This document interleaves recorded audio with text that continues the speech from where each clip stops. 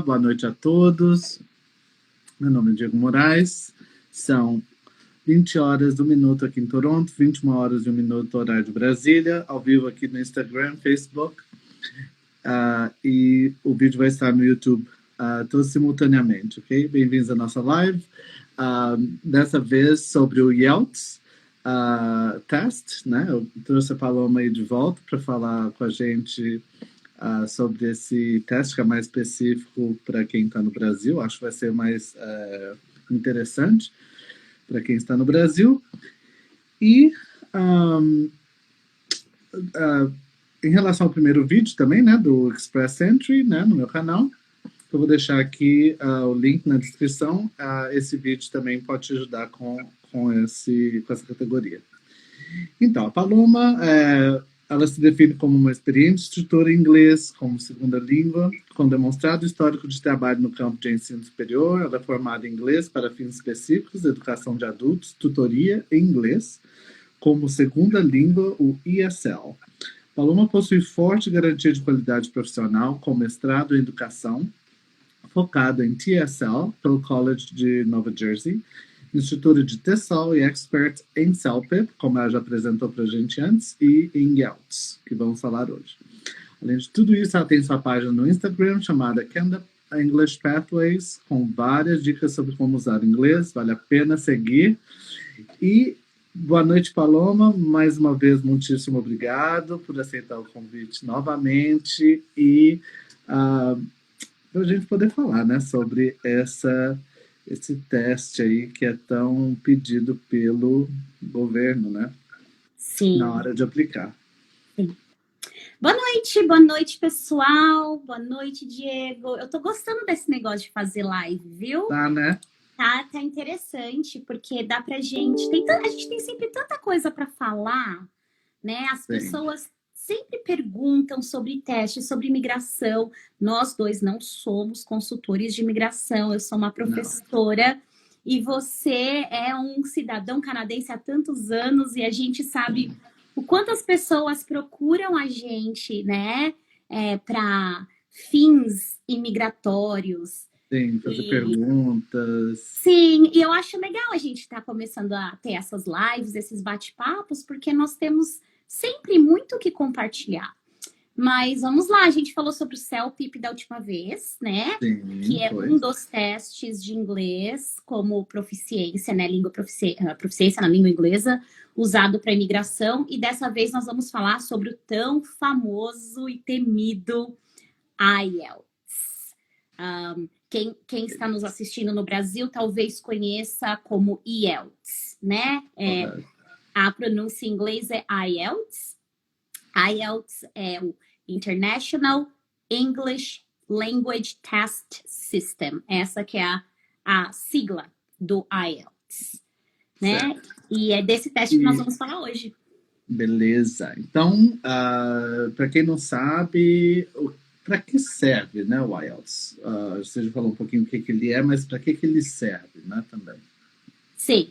Então, o IELTS é um dos testes usados. Ele tem dois propósitos, duas funções. O IELTS ele é um teste conhecido praticamente no mundo todo e ele é um teste usado para fins imigratórios para os países da comunidade do Commonwealth, os países que foram colonizados pela Grã-Bretanha, Nova Zelândia, Austrália, Canadá, então, e até mesmo a Grã-Bretanha, as pessoas que querem imigrar como residentes permanentes para um desses países, elas precisam comprovar a sua proficiência na língua inglesa e o IELTS é o teste que está aí já há muito tempo. Essa é a primeira, esse é o primeiro uso do IELTS. O segundo é para pessoas que querem estudar em faculdades e universidades no mundo que tem inglês como primeira língua, em países que têm o inglês como primeira língua. Então, ele tem dois propósitos. O propósito, a finalidade acadêmica e imigratória. Perfeito, gente. Essa é uma das perguntas que eu tenho para você também. Mais alguma coisinha ou eu te interrompi aí? Não, você não me interrompeu. É que eu achei que você ia me fazer uma pergunta. Beleza, não. Então, como a gente falou da última vez, a gente vai voltar para essas duas diferenças aí dentro do IELTS, mas como a gente falou da última vez sobre o CELPIP, eu queria que você explicasse um pouquinho a diferença entre o IELTS e o CELPIP, e a mesma coisa, o uso, a função, o porquê, né? Que Sim. usa-se mais de um. Sim, então, o IELTS, ele pode ser usado para esses dois fins, imigratório e acadêmico. Já o CELPIP, ele só tem uso imigratório. O CELPIP, ele é um teste canadense, ele é 100% canadense, mas a diferença crucial entre o CELPIP e o IELTS é o formato. O CELPIP, ele é um teste 100% computadorizado, ao passo que o IELTS, ele é um teste feito... o old school, né? No papel e caneta. E com uma pessoa. E a parte do oral do IELTS é uma entrevista com um examinador do IELTS. Já o CELPIP você não é entrevistado, você faz essa parte oral também no computador. Então, essa é a diferença crucial entre os dois testes. E você acha, desculpa te interromper rapidão, mas você acha que é por causa dessa interação com pessoas no teste que cria esse tão temido teste? Não, eu não acho que seja isso. Claro, tem pessoas que ficam muito nervosas quando elas pensam que vão conversar, né, ser entrevistada por uma pessoa. Mas não é. Eu acho que o grande temido IELTS é porque o IELTS ele é um teste muito pragmático. E é aí que vem a segunda diferença do IELTS para o CELPIP. O CELPIP, ele é um teste que ele tem ênfase mais nesse inglês funcional, né? Em situações que você vai encarar no dia a dia como um novo imigrante no país, ou como uma pessoa que está vivendo num país que tem inglês como a primeira língua. O CELPIP, ele tem esse inglês, o conteúdo dele é um inglês muito mais funcional do que o IELTS. O IELTS, a gente já vai falar, tem os dois tipos de IELTS, mas o IELTS, tanto o General Training quanto o Academic IELTS, os dois, eles são um pouquinho mais pragmáticos, eles são um pouquinho mais acadêmico, mais pesado, mais denso. Então, eu acho que é isso que faz as pessoas ficarem com tanto medo do IELTS. É o formato mesmo e o conteúdo do teste. Mas eu acho que a gente precisa falar sobre a diferença, né? Do IELTS acadêmico. Isso, porque existem dois testes IELTS. Tem o e também IELTS... como eles são relacionados ao Express Entry também. Sim. Claro, que é por isso que a gente está fazendo essa live, né? A nossa live ela tem a finalidade de dar dicas para quem está se preparando para imigrar, ou então para quem está fazendo, tem que se preparar para o inglês. Então, o IELTS ele tem dois formatos, dois testes, né? É o IELTS General Training. O General Training é o teste usado para fins imigratórios. Então, quem está imigrando para o Canadá, está aí no Brasil, ou então está aqui no Canadá e precisa fazer o teste, precisa comprovar inglês, vai fazer o IELTS General Training. O IELTS Academic, o nome ele é bem autoexplicativo, né? Ele é um exame, ele é um teste usado pelos colleges and universities, né? De instituições de ensino superior, para mostrar, para comprovar a proficiência de inglês para se inserir nesse conteúdo acadêmico. E existe a diferença do formato entre os dois testes. O valor do teste é o mesmo, mas o formato também é diferente. Assim como o CELPIP, assim como qualquer prova de proficiência de inglês, CELPIP, TOEFL, todos esses testes, eles vão avaliar as 4 competências da língua, aquilo que eu falei lá na live do CELPIP, que é o listening, a sua compreensão auditiva, o reading, compreensão de texto, leitura, o speaking, oral, e o writing, que é a escrita.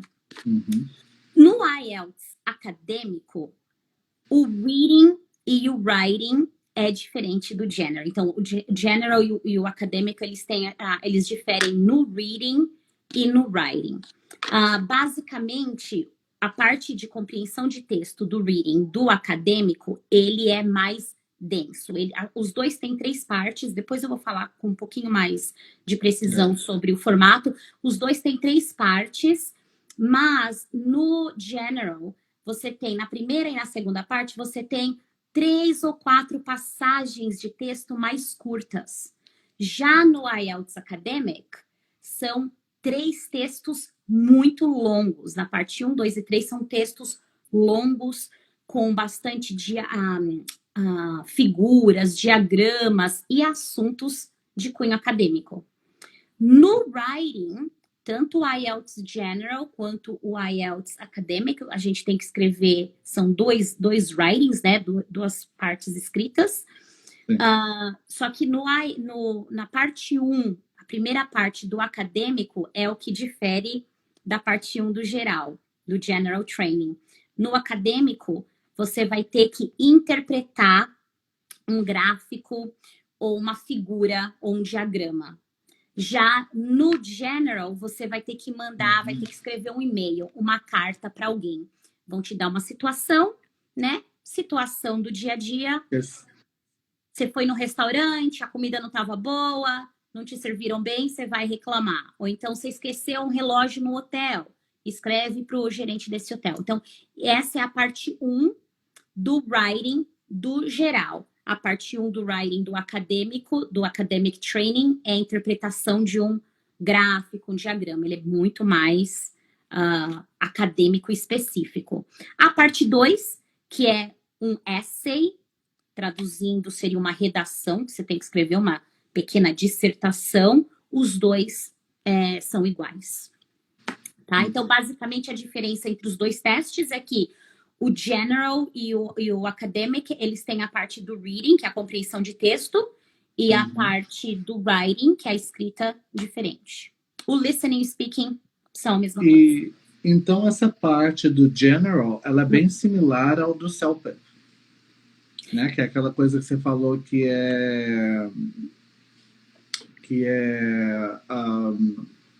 o inglês do dia a dia, o inglês mais funcional. Tem uma situação e você vai lá e você... Mais situacional, exatamente. Então, essa é a diferença. Então, claro, desculpa, o academic não. O IELTS General, ele se aproxima um pouco mais do CELPIP do que o IELTS Academic. Mas o tempo de duração do teste é o mesmo. O número de perguntas também é o mesmo, né? É só o conteúdo que vai mudar um pouco. Correto. Beleza. E qual que é o formato dos testes, né? No caso do teste em si, mas, né, dividido nas 4 categorias aí. Então, o IELTS, ele vai começar com o listening. O listening, ele tem 4 partes, 40 perguntas e são 30 minutos de duração, ok? Essa também é uma grande diferença do CELPIP, porque no CELPIP você tá lá com o seu fone de ouvido, em frente ao computador, escutando e fazendo as perguntas, e respondendo as perguntas. No IELTS, você está num auditório com outras pessoas, ou no auditório, se for num lugar muito grande. Quando eu fiz o meu IELTS, foi num auditório, numa universidade imensa. Ou então, no centro, né, na sala do centro de teste, mas tá, você não vai estar com fone de ouvido, você vai estar escutando o áudio com mais um monte de gente que está fazendo o teste. Você está escutando lá no alto-falante o áudio, tá? Então, você não está ali com o seu foninho de ouvido. E aí, começa a primeira parte do teste, é o listening, com 4 partes. Começa mais fácil e vai ficando mais difícil gradativamente. São 30 minutos de duração e depois você tem mais 10 minutos para transcrever as suas respostas para a folha de resposta, tá? Então, eles te dão esse tempinho aí a mais, esses 10 minutos para você transcrever as suas respostas na folha de resposta, na folha oficial do IELTS, que a gente chama de answer sheet, que é a folha de resposta. E é o quê? Aquele que você vai fechando... Que você... Isso. Ele não é todo de escolhas, múltipla escolha, né? Então, muitas vezes você tem que escrever as respostas, tem vários tipos de perguntas. Tem perguntas que você tem que escrever, soletrar a resposta, tem perguntas que são múltipla escolhas, tem vários tipos de perguntas. Essa também é uma coisa bem chatinha no IELTS. Se você comete um errinho de ortografia, você zera aquela questão. Você escutou, você compreendeu, mas se você tem que responder, vamos supor, você tem que escrever água, water, que é W-A-T-E-R. Se você escreveu water com 2 T's, você zerou aquela questão. Eu acho isso um pouco injusto, porque tá medindo só a sua compreensão auditiva. Você cometeu um errinho ali, você zera. Se você comete um erro de pontuação, por exemplo, se você escreve uma abreviatura errada, ou se você escreve uma palavra que teria que ser letra maiúscula com letra minúscula, você também zera. Por isso que aqui eu vou dar até uma dica que eu dou. A dica gratuita é: transcreva suas respostas com letra caixa, todas letras maiúsculas, porque aí não tem erro, entendeu? Então essa é uma diquinha. Mas passado o listening, a segunda parte do teste é a parte do reading, que é a compreensão de texto. São 3 partes, tanto para o acadêmico quanto para o general, tá? E nós temos 40 perguntas também, 1 hora. Então, geralmente, a gente dedica 20 minutos para cada parte, já que são 3 partes. Agora, eu vou adentrar um pouquinho na diferença entre o acadêmico e o general. O acadêmico, ele tem 3 partes, são 3 textos longos com vários tipos de perguntas também. Tem pergunta que é múltipla escolha, tem pergunta que você tem que completar partes do texto, tem pergunta que você tem que classificar a informação. O general, ele tem, na primeira parte, ele tem 2 ou 3 textos mais curtinhos.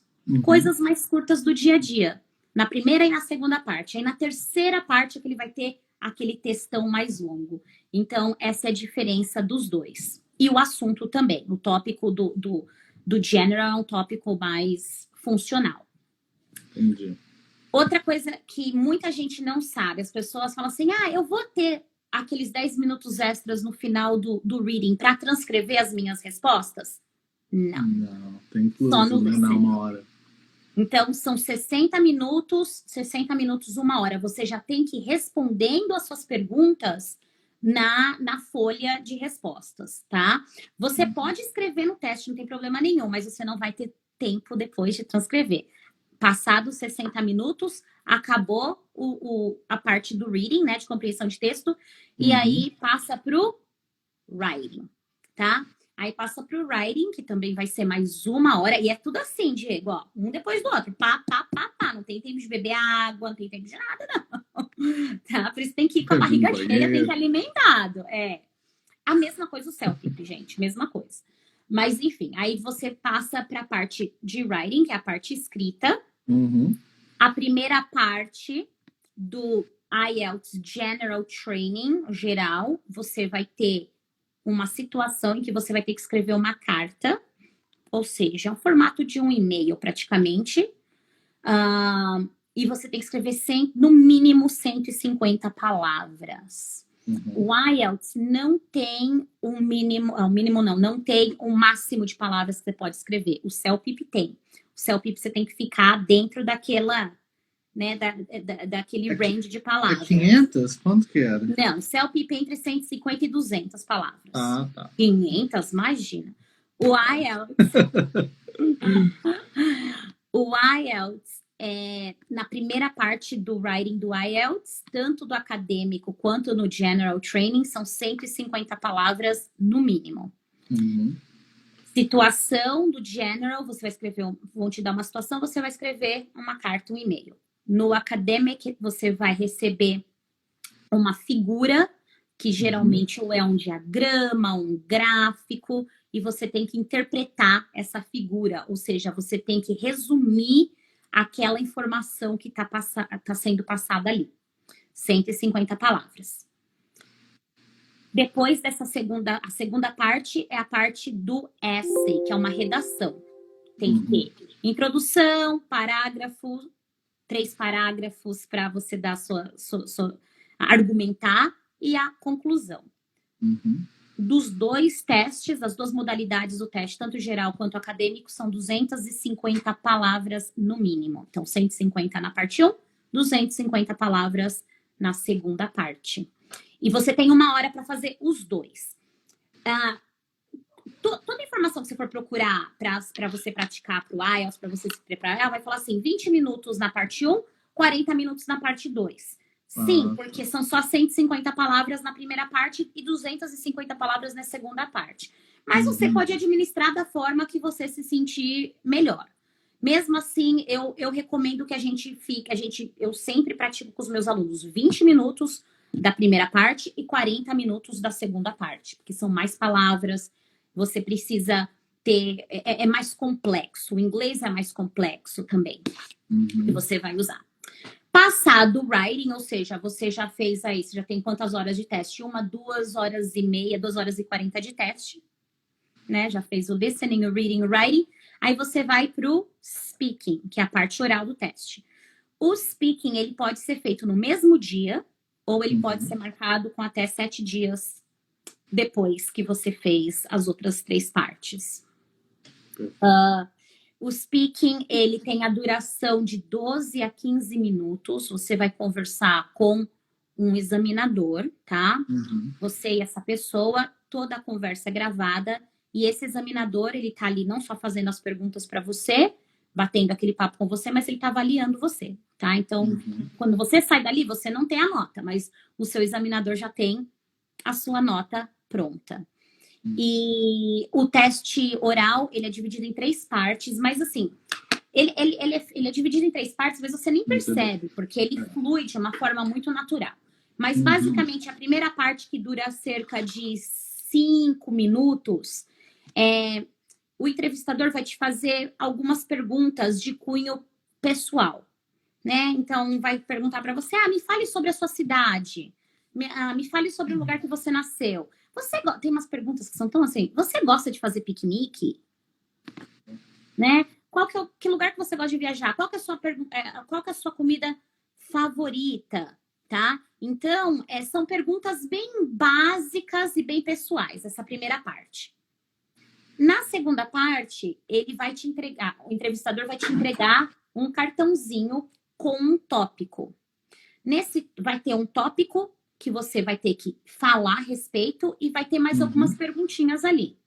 Então, tem vários tópicos. Por exemplo, quando eu fiz o IELTS há 11, 12 anos atrás, o meu tópico era descreva um presente que você recebeu, descreva um presente que você recebeu de alguém. Então, esse é o tópico. E aí, eles falam assim, qual que era o presente? Quem te deu o presente? Quando que foi que te deram esse presente e como que você se sentiu.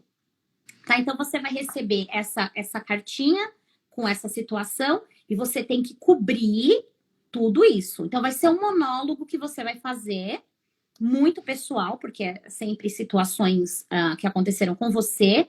E aí, você vai ter 1 minutinho para se preparar. Eles te dão um cartãozinho, você tem 1 minutinho para se preparar. E aí, depois você vai falar de 1 a 2 minutos. E você tem que cobrir todas essas partes que estão ali no cartãozinho. Acabada a parte 2, vai para a parte 3. A parte 3, tá vendo? Vai ficando mais difícil, né? Gradativamente vai ficando mais difícil. A parte 3, o entrevistador vai te fazer de 5 a 6 perguntas. Depende de como que depende do nível do candidato, tá? Aí o entrevistador, ele vai te fazer perguntas... você vai discutir assuntos um pouco mais complexos em que você tem que dar sua opinião, tá? Então, por exemplo, você acha que as pessoas hoje em dia são mais consumistas do que antigamente? Esse tipo de perguntas são perguntas sociais, universais, só que aí você vai dar sua opinião, mas você não vai ficar falando sobre você, porque você já falou sobre você lá na parte 1 e na parte 2. Agora você vai ter que desenvolver isso abranger isso de uma forma um pouco mais profunda. E aí o entrevistador, a entrevistadora vai te fazer algumas perguntas nesse sentido, nesse tópico que começou a primeira da parte 3. E uma coisa que acontece muito, e que as pessoas ficam muito nervosas, é que os entrevistadores interrompem os candidatos o tempo todo, porque eles têm o tempo certo de fazer o teste. Então, são 15 minutos no máximo por candidato. Então, na cabeça do entrevistador, se você não responder aquela pergunta dentro de um tempo que ele acha, ele já passa para a próxima? Ele vai passando para a próxima, ok? Ou então ele vai falar assim, me fale mais sobre isso. Me fale mais, ok? Ele vai passando, o tempo vai correndo, ele tem que cumprir aquilo Preencher ali. aquilo. Mas enfim, a parte de speaking é uma parte que eu gosto muito de ensinar, porque tem muitos macetes. Os macetes das pessoas não pararem de falar, se as pessoas estão tão nervosas que elas desenrolam a falar, e aí o entrevistador ele tem que encontrar o momento de interromper. Numa respiração, ele interrompe a pessoa. E aí a pessoa fala, putz, o cara me interrompeu, eu não tô indo bem. Perdi meu fio da meada. Entendeu? Então tem todas essas dicas, essas estratégias para que você consiga se sair bem no teste. São muitas estratégias. Mas enfim, então esse é o formato do IELTS. E o resultado, ele vem depois de cerca de 7 dias, você recebe o resultado de cada... Mas você pode ir online, né? E olhar. Sim. Tem um resultado não oficial, depois sai o oficial. Sim, aí depois sai o oficial, vem pelo correio, né? Com a sua fotinho. E aí, o que acontece? O resultado, isso também acontece no CELPIP. Mas o que acontece é o seguinte, vai vir o resultado de cada uma das categorias do IELTS, tá? E aí eu já vou também falar, a gente vai falar um pouquinho sobre a pontuação. Então, vem o resultado de cada uma das categorias, então, qual que foi seu listening, reading, writing, speaking, e depois vai vir o que eles chamam de overall band, que é a sua nota geral, que é, na verdade, uma média dessas 4 partes do teste. Pois é, e isso, Paloma, me leva à minha próxima pergunta, que é como que é essa pontuação e como que é essa pontuação em relação à imigração, Express Entry, etc. O IELTS, a nota do IELTS vai de 1 a 9, tá? 9 é o 100%, de 1 a 9. A imigração para o Canadá tem que ser feita a conversão. É feita a conversão. No site do governo do Canadá já tem essa conversão. O seu consultor de imigração, ele sabe também te falar isso de uma forma bem sucinta, mas o que acontece? A proficiência na língua inglesa que a gente usa para medir o CLB, que é o Canadian Language Benchmark. O CELPIP, a pontuação do CELPIP, ela já corresponde diretamente. 1 é 1, 2 é 2, 3 é 3, né? Que vai de 1 a 12. Tá? O que isso significa? Para pessoas que estão imigrando no Express Entry, dentro do Express Entry existem alguns tipos de processos. Existem o processo que é o Canadian Experience Class, para quem já tem pelo menos 1 ano de experiência. Tem também o processo que é para quem nunca esteve aqui, nunca trabalhou no Canadá. Então, você precisa saber qual que é o CLB que você precisa para você pontuar. Geralmente, o mínimo que se precisa, dependendo da situação, tem 5, desses provinciais tem um CLB 5, tem outros que são 7, outros que tem 9. Então, a gente vai falar 5, 7 e 9, CLB. O que isso significa no IELTS? No IELTS, para você ter um CLB 9, você precisa pontuar 8 no listening e 7 nas outras 3 habilidades. Então, você tirou 7. Mínimo. Você tirou 7 no speaking, 7 no reading, 7 no writing, 8 no listening. O seu CLB, que é o que a imigração usa, o Canadian Language Benchmark, vai ser 9, que é, legal. É um dos mais altos. Para quem precisa de um CLB 7, né? Muitos desses processos do Canadian Experience Class, para quem já tem pelo menos 1 ano de experiência aqui no Canadá, precisa de 7, porque como a experiência profissional conta bastante pontuação, então não precisa, às vezes, daquele inglês tão avançado, tá? Então, para você ter uma pontuação 7 de CLB, você precisa ter 6 no teste, no listening do IELTS, tirar 6. No listening todos, desculpa, 6 em todas as modalidades. Então, assim, você tem que ver essa conversão lá no site da imigração. Mas eu sempre, para mim, é fácil, porque eu falo assim, o IELTS é sempre uma nota abaixo do CLB. Você quer CLB 9, você precisa ter um 8 ali no IELTS. Você quer um CLB 7, você precisa ter 6 no IELTS. É assim que funciona mais ou menos a conversão. Mas uma coisa interessante é que o IELTS, ele tem meio ponto. Você pode tirar 5,5, 6, 6,5, 7, 7,5. E esse meio ponto faz muita diferença. Muita diferença. Eu vou te dar o exemplo que aconteceu comigo. E aí já pego o gancho para a importância de conhecer o teste e a importância de se preparar para o teste. Há 12 anos atrás, quando eu fiz o meu processo de imigração para o Canadá, eu morava nos Estados Unidos, eu era professora de inglês nos Estados Unidos, eu dava aula, inclusive, de preparação para teste de proficiência para o TOEFL. E aí, nunca tinha ouvido falar no IELTS, porque nos Estados Unidos o IELTS não é nada conhecido, né? Igual eu te falei no CELP, eu só lembro do TOEFL, nunca tinha ouvido falar em CELP, nem IELTS quando eu estava no Brasil. Sim. Mas o CELP ele ainda é muito mais jovem, ele só é usado aqui no Canadá. Mas o IELTS ele é um teste famosíssimo, difundido no mundo todo, mas eu nunca tinha ouvido falar nele nos Estados Unidos. E aí, né, eu tinha que fazer o teste de proficiência para o IELTS, para vir para o Canadá. E eu me matriculei, registrei para o teste, nem olhei, não me preparei nada, não tive nem a curiosidade. Eu tenho vergonha. Hoje eu tenho vergonha de falar isso. Interesse de olhar. Hoje eu morro de vergonha de falar isso, gente.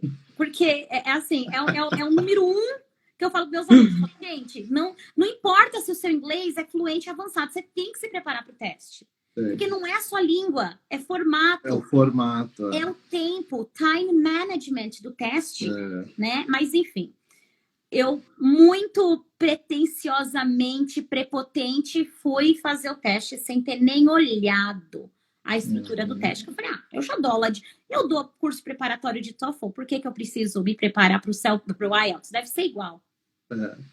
E aí, cheguei lá, né, a primeira competência é o listening. Cheguei àquele listening completamente diferente de tudo que eu imaginava, porque no TOEFL é tudo múltipla escolha. Aquele listening que você tem que escrever coisa, eu não sabia, você tinha que escrever letra maiúscula, minúscula, enfim.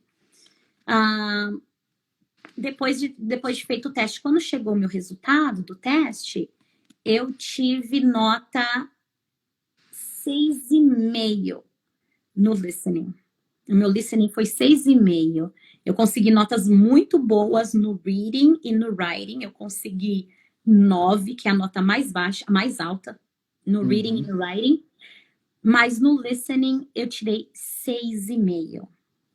E para pontuação, para o meu processo de imigração, precisava ter pelo menos 7 no listening. Esse meio ponto fez toda a diferença. Falei, gente, eu não acredito que eu vou ter que pagar. Eu não lembro quanto que era o teste na época, mas era caríssimo. Hoje é $300, né? Na época era caro também. Eu falei, não acredito que eu vou ter que fazer esse teste de novo, né? Falei com a minha consultora de imigração e tal. Ela falou assim, vamos fazer o seguinte, já que você já mora nos Estados Unidos há tantos anos, há 7 anos morando nos Estados Unidos e fazendo... Eu estava terminando o meu mestrado na época. Você estuda aí, né, em inglês, então escreve uma carta de próprio punho para eles reconsiderarem esse meio ponto. E Você foi pedir meio ponto para o professor. Eu pedi meio ponto para o oficial de imigração que recebeu os meus resultados do IELTS, né? Porque todo mundo que aplica tem um oficial de imigração que está com o seu portfólio ali, né? Pois eu escrevi a cartinha lá pedindo para ele reconsiderar esse meio ponto do listening. E aí? E ele reconsiderou. Nossa senhora, que sorte, hein?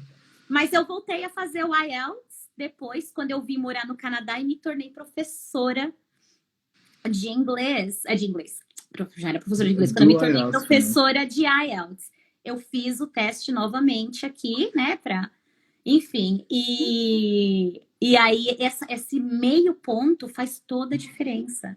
Então, existe todo um preparatório que tem que ser feito.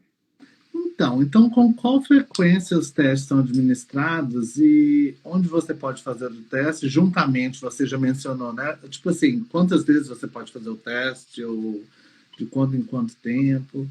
Na verdade, você pode fazer o teste quantas vezes você quiser. E pagar, né?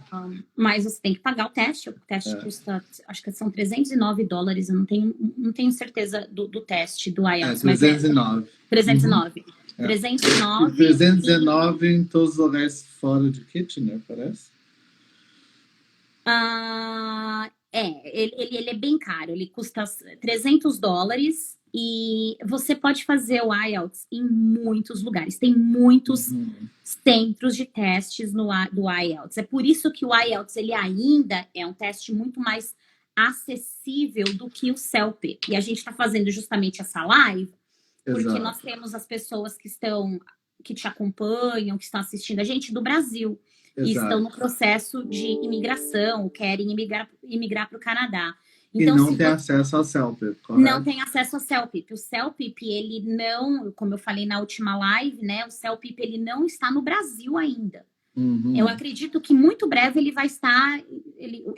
Eu até acredito, eu ouso a dizer que eu acho que um dia o CELPIP vai substituir o IELTS, né? Mas não sei.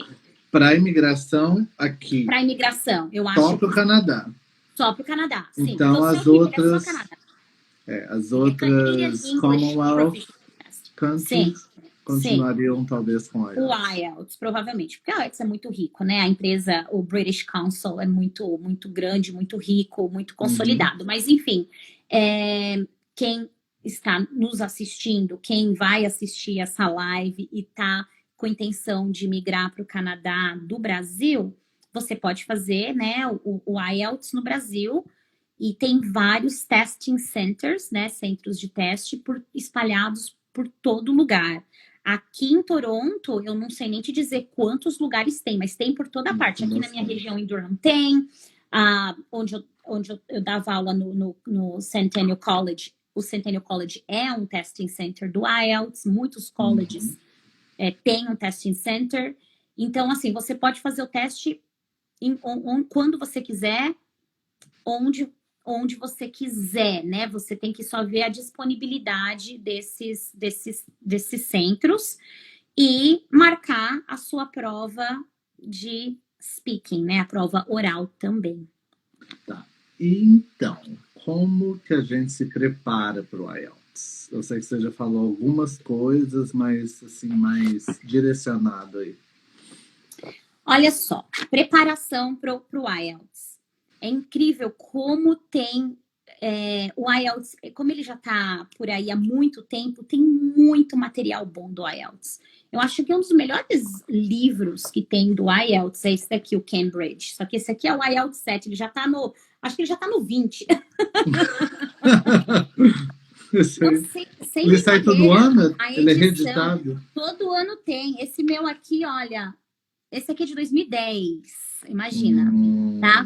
Enfim, esse livro aqui tem os testes, ele vem com CD, mas tem muito material, tem muito material pro IELTS. O do Cambridge é, sem dúvida, um dos melhores. Eu tenho uma porção de material de IELTS aqui, mas sem dúvida nenhuma o do Cambridge é melhor. Agora, assim como qualquer teste de proficiência de inglês, você precisa se planejar.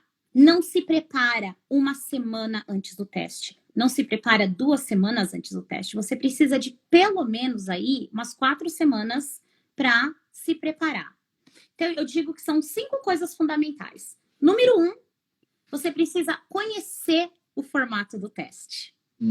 Porque lembra da minha história. Mesmo já falando inglês fluentemente, eu não conhecia o teste, não era familiarizada com o teste, você fica perdido. Então, tomou bomba. Você tem que conhecer o teste. Tem que conhecer o teste, o formato do teste. Número 2, você precisa praticar. Não é só estudar dicas e estratégias. É praticar. Lembre-se que é uma Principalmente o timing, né? Que é tão curto. Você precisa praticar. Praticar com o quê? Com o timer. Porque o que é mais difícil nesses testes é administrar o tempo. É. Então, você vai fazer o writing com o seu timer lá ligado. O reading, o listening com o timer todo ligado, tá? Ah, mas e o speaking? Como que eu faço para praticar o speaking? Praticar o speaking é muito importante ter, tanto no speaking quanto no writing, que são as competências produtivas da língua. Você está produzindo língua, você precisa de quê? De feedback. É. Então, você Aí pode entra a assistir... professora, né? Você pode assistir 1 milhão de vídeo, de dicas de vídeo. São muito válidos, muito importantes. Mas se você não tem feedback de um expert, né? Se você não tem um feedback de um expert, você não sabe no que você vai melhorar, no que você precisa melhorar. Então, é incrível como eu dou aula de preparação para CELPIP e para IELTS. E eu tenho gente que já fez os testes. Eu já tive um aluno que fez o CELPIP 4 vezes. E aí ele falou, eu não consigo. Ele precisava de 8, ele não conseguia sair do 7. Precisava só de 1 ponto. 1 ponto. Ele devia ter escrito uma carta lá pro moço. No caso dele não dava. E aí eu falei assim, claro, você não sai porque você não tem feedback. Você tá praticando. Ele comprou todos os testes do CELPIP. Comprou um monte de material. Ele compartilhou material comigo. Até hoje eu uso o material que ele compartilhou comigo, mas ele não tinha o quê? Feedback. Ele não sabia aonde ele precisava melhorar, no speaking e no writing. Aí fez a preparação comigo, conseguiu, né? Então, assim, o que acontece? Você precisa conhecer o teste, você precisa praticar o teste com o timing e você precisa ter feedback. Feedback é crucial. É crucial quando você está se preparando. Eu acho que você até consegue se preparar ali para o listening e para o reading, mas você precisa ter feedback para o speaking e para o writing. E mesmo no listening e no reading, sobretudo no reading, que é a parte de compreensão de texto, os textos são muito longos. Você não tem tempo. O problema ali é o tempo. Se você tivesse muito tempo, você conseguiria ir bem, mas você não tem tempo. E aí é aí onde que entra também o expert. Porque o que o expert, né, o professor vai fazer? Ele vai te dar as estratégias de como que você vai administrar aquele texto e aquelas perguntas. Ele vai te direcionar, né? Como que você vai administrar, né? E aí tem um monte de sacada, tem um monte de... O IELTS, ele é um teste, ele é pragmático e bastante... Ele é cheio de nuancezinhas, tem umas dicasinhas ali. É de manha. Tem que ter umas manhãzinhas, tá? Mas não se prepara para um teste como esse, como o IELTS, em uma semana, em um mês. E uma coisa que eu sempre falo para todo mundo, quando as pessoas vêm me procurar para fazer o curso preparatório, né, de CELPIP e IELTS, eu faço 2 perguntas. Eu falo assim, qual que é o seu nível de inglês hoje? E o que você precisa, que nota que você precisa no CELPIP e no IELTS? Se o espaço entre o inglês dessa pessoa e o que ela precisa no teste for muito grande, se tiver alguém me assistindo, talvez não, algum aluno, já tem aluno que eu falei assim, eu posso te preparar para você conhecer o teste, mas você precisa de inglês, meu colega. Então seria o quê? No mínimo uns 6 meses ou mais? Quando é com o inglês junto, sim. E se dedicar. Gente, eu falo que é projeto IELTS, projeto CELPIP, é um projeto. É um projeto. Hoje mesmo, eu comecei a dar aula para um aluno hoje, eu estava falando para ele sobre o projeto, eu falei para ele, você precisa, ele mora em Gatineau, em Quebec, então ele não é tão exposto ao inglês, ele é mais exposto ao francês. Eu falei para ele, você precisa todos os dias escutar e ler em inglês. Todos os dias você precisa escutar e ler em inglês, ativamente, prestando atenção. Todos os dias. É projeto. Então, nesse mesmo assunto aí, quais são os maiores desafios? Você já falou alguns, mas assim, os que mais te né, te lembram, assim, speaking and writing, quais são os principais desafios, né, que os candidatos têm aí nessa contexto? Os maiores desafios são o tempo, administrar o tempo, sobretudo na parte do reading e do writing. No IELTS, administrar o tempo no reading e no writing. Então, é por isso que a prática faz você ficar mais fluente, né? Porque a gente fala muito de fluência de fala. Eu sou fluente, eu falo inglês fluentemente. Mas a gente não escuta as pessoas falarem assim, eu sou um leitor fluente. Como que você... O que é um leitor fluente? Um leitor fluente é uma pessoa que consegue ler um texto num período curto de tempo e absorver o máximo de informação útil possível. Como que você se torna um leitor fluente? Claro, tem as estratégias, mas lendo muito. Lendo e já procurando a coisa certa. Assim como um falante fluente. A gente se torna fluente numa língua. O que é a fluência? São as palavras saírem, as ideias, as palavras saírem de uma forma natural. Isso é que é fluência, é naturalidade. Como que você se torna fluente? Com prática controlada, primeiro, muitas oportunidades de prática controlada até elas se tornarem mais livres e mais naturais. É a mesma coisa com a leitura, você tem que se tornar fluente. Você se torna fluente lendo, e lendo assuntos variados, lendo assuntos diversificados. Para enriquecer o vocabulário também, né? Que vai ajudar naquela naturalidade do speaking.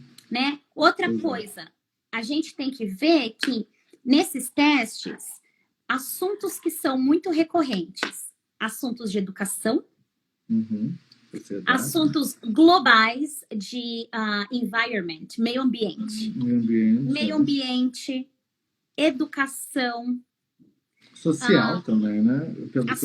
Assuntos relacionados à infância, assuntos relacionados à tecnologia. Então, o que a gente tem que fazer nesse nosso projeto? Nós temos que enriquecer o nosso banco de tópico. E como que a gente enriquece o nosso banco de tópico?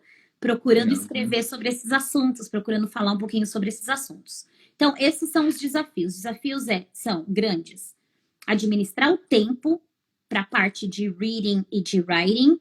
Na parte de speaking, o grande desafio das pessoas é justamente conseguir desenvolver uma linha de raciocínio lógica com começo, meio e fim. Por exemplo, o entrevistador te pergunta, qual que é a sua comida favorita? Se você falar assim, minha comida favorita é arroz com feijão. Sua resposta é muito curta. Claro. Certo? Se você falar assim, minha comida favorita é arroz com feijão, lá no Brasil a gente come muito arroz com feijão, e lá a minha família, então minha avó faz um feijãozinho fenomenal, e aí você começa a desembestar, falar e não para, você não teve uma sequência lógica no seu pensamento. Você não vai pontuar como você deveria. Esse é um grande desafio, é ter o começo, meio e fim. Agora, estruturar, né? O porquê que você gosta, né? Sei lá, não sei, estrutura. Eu mesmo imagino que estruturar o que você vai falar. Então, minha comida favorita é arroz com feijão. Arroz com feijão é uma comida muito tradicional no meu país de nascença, que é o Brasil. Lá, as pessoas costumam comer arroz com feijão e complementar com uma salada, uma carne. Muito comum no meu país. E também é minha comida favorita. Olha que legal. Começo, meio e fim. Esse é um grande desafio na parte do speaking, porque as pessoas ou desembestam a falar sem muito dando tiro para todo lado, ou então elas ficam tão intimidadas que elas hesitam e dão aquelas respostas. Fala o mínimo possível para evitar erros, né? Que não é uma boa estratégia, infelizmente. Exatamente. Bom, minhas perguntas pessoais acabaram, eu vou para as perguntas do pessoal, ok? Então, gente, se vocês tiverem perguntas, pode escrevendo aí, vou começar a segui-las, ok? Beleza, Paloma? Vamos lá. Vamos ver se tem alguma pergunta. Aqui, pergunta da Natália Stark. Se já tem um nível avançado de inglês, quantas horas de classe de preparação para a prova você recomenda? Natália, com o nível avançado de inglês, é bem mais fácil, porque aí você vai se preparar só para o teste. Você vai se preparar para a estrutura do teste, para conhecer o teste e para administrar o tempo. Eu digo que 1 mês, você precisa de pelo menos de 3 a 4 semanas, de 5 a 6 vezes por dia, por pelo menos 1 hora. Tá? Então, vamos fazer essa conta aí, né? 6 vezes 4, umas 25 horas só de preparação para o teste, sem mexer muito no inglês. Claro que não tem como não mexer no inglês, gente. Tudo é a língua. A língua é a ferramenta que você está usando, certo? Então, você vai precisar da língua ali. Mas você pode só refinar a língua, usar uns connectors, uns linking words na parte escrita, melhorar um pouquinho a sua fluência, tanto na parte oral quanto na interpretação de texto. Mas sim, a gente precisa de pelo menos... Eu tenho um dos meus cursos, que eu tenho o Discover Self-Pip e o Discover IELTS, que é só se fala do teste, não mexe muito na língua. Esse curso, ele tem 18 horas de aulas, né? 18 horas de aulas, mas aí ele tem também todo o material. Então, com material, incluindo material, aí são mais de 30 horas de curso. Você precisa de umas 25, 30 horas só para preparar para o teste. Perfeito. A próxima pergunta é da Mari Bastos. O IELTS pode me ajudar a entrar no Canadá? Qual a validade dele? A validade do teste, é bom saber. O IELTS, ele tem a validade de... ele tinha a validade de 3 anos, eu não sei se mudou, eu preciso até checar se são 2 ou 3 anos. Talvez alguém possa até ver pra gente. Mas o IELTS, ele é um dos testes, sim, usados para entrar no Canadá. Deixa eu só... eu acho que a validade dele são 3 anos. 2 years. 2 anos. 2 anos? Então tá bom, eu falei. Então, 2 anos, tá? Então, 2 anos. Tem 2 anos de validade. Já responderam. Perfeito. E, bom, pessoal, mais alguma pergunta aí para Paloma? Aproveitem que ela está, né, disponível aí para gente, que não é todo dia assim, né? Olha aqui, ó. A Teca. E para quem não tem muita intimidade com inglês, é possível conseguir esse teste tão complexo? Sim, porque não é um teste de passar ou reprovar no teste, né? O teste, ele vai refletir o seu nível de inglês. Então, qualquer pessoa vai fazer o teste e vai ter uma pontuação do teste. É muito difícil você zerar no teste. Mas para quem não tem intimidade com a língua, e, gente, tem tanto charlatão por aí dizendo: aprenda, passe no IELTS, é garantido. Não é garantido. Você precisa de inglês, meu amor. Eu falo para todo mundo, eu falo, olha, o seu nível, o seu CLB é 4. Você precisa de uma nota 7 no IELTS, que equivale a um CLB 8, de 4 a 8. O que você precisa fazer? Você não vai se preparar para o IELTS. Você vai estudar inglês. Você vai estudar inglês. Tá? Então, você precisa estudar inglês primeiro para depois você se preparar para o IELTS na nota que você precisa. E eu acho que vale muito lembrar também que não existem... inclusive, os meus cursos de inglês, eu dou o curso destinado para ou um CLB 5, ou um CLB 7, ou CLB 9, porque existem diferenças, né? Tem os parâmetros. Então, eu não vou ensinar uma pessoa que tem um CLB 6, eu não vou ensinar para ele a estrutura para ele tirar um CLB 9 no teste, mas sim para tirar um CLB 7. A não ser que ele precise daquele CLB 9. Aí, se ele precisa daquele CLB 9, o que eu vou fazer? Aí eu tenho que trabalhar muito mais tempo o inglês com o aluno. Então, gente, não tem mágica. A gente vê muito, mas muito charlatão por aí, prometendo mundos e fundos para testes de inglês. Não existe mágica. Existe você se preparar para a língua, conhecer o teste, se familiarizar com o teste, praticar o teste e receber feedback de um profissional, de um professor. Beleza. Essa o que você tem que fazer. Vou passar para a próxima aqui do Alexander Boeira. Fiquei abaixo da nota em um requisito somente. Como eu posso focar em um ponto em específico? E quanto custa? Posso questionar os resultados?